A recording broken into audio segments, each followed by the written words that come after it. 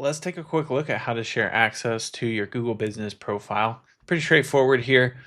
Basically, what we're going to do is come to Google, do a search for your business name or whatever business it is. Make sure in the top right corner that you're logged into the correct email account. Otherwise, you might not see this pop up, but if you are logged into the right account and you have access to the listing, you'll see this thing at the top that says your business on Google. And then from there, if you go over to the right, there's these three little dots. And when you click there, it has this pop up like drop down. And then there is this business profile settings option.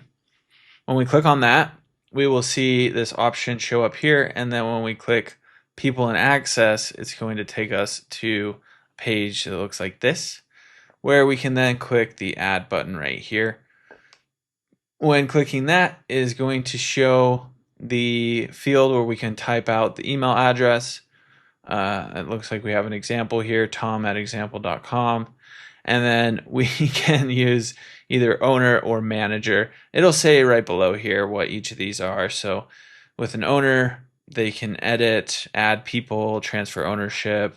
That's basically what what the name implies. They're the owner of the listing, right?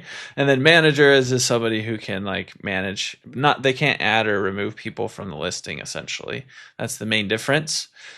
So you can choose whichever you prefer and then click invite here, and it's going to send that person an invite to their email.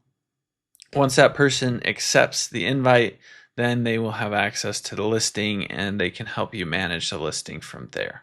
So that's pretty much it. But if there is anything you did have questions about, don't hesitate to reach out. Just drop your questions in the comment section down below and we'll be sure to get back to them there.